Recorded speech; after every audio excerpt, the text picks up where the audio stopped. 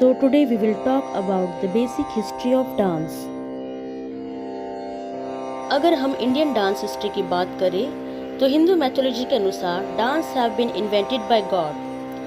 As we all very well knows about Shiv Tandav Kali's dance of creation and destruction and Krishna's dance of Ras Leela with Gopika. इन सभी का mythological tell में बखूबी जिक्र किया गया है और ऐसे भी मान्यता है कि लॉर्ड ब्रह्मा ने डांस, ड्रामा और म्यूजिक को प्रैक्टिस करने के लिए ऋषि भरत मुनि को एक इलेबोरेट कॉडिफाइड गाइड तैयार करने के लिए इंस्पायर किया है, जिसे भरत मुनि ने 2nd सेंचुरी एडी से 4th सेंचुरी के बीच लिखा था. इसे नाट्य शास्त्र और नाट्य वेदा कहा गया है और उसे 5th वेदा भी कहा गया है. भरत मुनि को father of Indian theoretical art form माना जाता है, जिन्होंने नाट्यशास्त्र को तैयार करने के लिए चारों वेदों की मदद ली.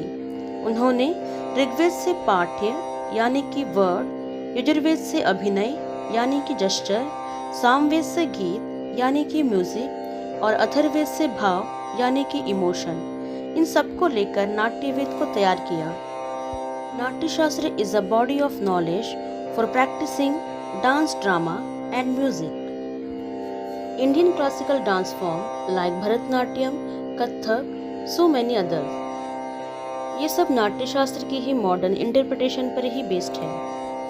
अगर हम डांस की ओरिजिन की बात करें तो it is very hard to say कि इसकी शुरुआत इंडिया में कब हुई. पर इंडियन डांस हिस्ट्री के सबसे पुराने और ठोस एविडेंस जो आज भी बारहट, सांची और अमरावती में मौजूद है, ये वो आधारभूत चित्रण है जिन्हें 2nd सेंचुरी बीसी से 3rd सेंचुरी एडी में बनाया गया था. वहीं मध्य प्रदेश के भीमबेटका शेल्टर के पत्थर पर बनी डांस पेंटिंग भी तकरीबन 30,000 साल पुरानी है. वैसे तो डांस इंसानी जिंदगी का तब से एक ज़रूरी हिस्सा रहा है जब रिटन लैंग्वेज भी नहीं हुआ करती थी, since before the birth of earliest human civilization. पर फिर बाद में डांस एक मीडियम बना social interaction and public bonding का, जिसे folk celebration, rituals and ceremony में किया जाने लगा, जैसे बारिश होने पर, फसल कटाई पर, जन्मदिन, शादी समारोह और कई रिवाजों पर. त्योहारों पर भी मंदिरों पर डांस करने की परंपरा होने लगी, जैसे रास लीला और कई सारे Indian dance form. Dance performance के जरिए लोगों को मिथ के बारे में भी बताया जाता था. लोग अपनी फीलिंग्स को एक्सप्रेस करने के लिए भी डांस किया करते थे और डांस को ही लव मेकिंग से भी जोड़ा जाने लगा. जब आखिरी मुगल साम्राज्य और नवाबी शासन चल रहा था तब डांस का स्टेटस काफ़ी गिर चुका था. डांसर और आर्टिस्ट को तुच्छ समझा जाने लगा और फीमेल डांसर को नोच यानी कि नाचने वाली कहकर पुकारा जाने लगा.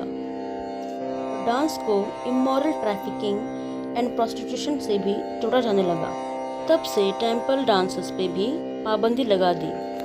उसके बाद ब्रिटिश रूल में पब्लिक परफॉर्मेंस को प्रोहिबिट कर दिया गया, जिसका लोगों ने जमकर विरोध किया. Then after India won her freedom in 1947, तब जाकर एक बार फिर लगने लगा डांस जैसे परफॉर्मिंग आर्ट को अपना पुराना गौरव इस देश में फिर से एक बार प्राप्त हो पाएगा. डांस और थिएटर इंस्टीट्यूशन की खोज के पहले 20th सेंचुरी में क्लासिकल डांसेस, म्यूजिक और ड्रामा सिखाने के लिए गुरु शिष्य सिस्टम हुआ करता था.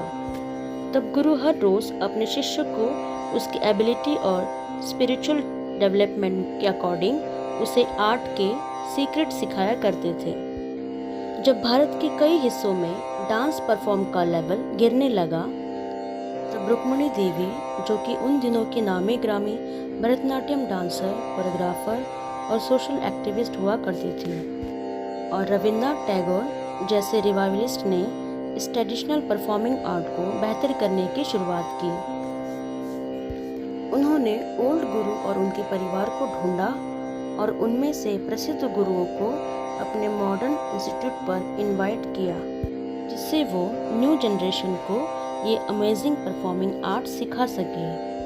उसके बाद 1953 में गवर्नमेंट ऑफ इंडिया ने national level of performing art academy संगीत नाट्य अकेडमी की स्थापना दिल्ली के फिरोज शाह में की, जहां डांस, म्यूजिक और ड्रामा को एज एन एजुकेशन सिखाया जाने लगा।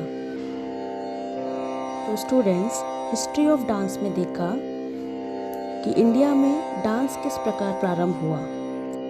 आगे की वीडियो में मैं आपको इंडियन डांस के फॉर्म के बारे में बताऊंगी और क्लासिकल डांस और फोक डांस में क्या अंतर है उसके बारे में भी मैं आपको बताऊंगी। Thank you.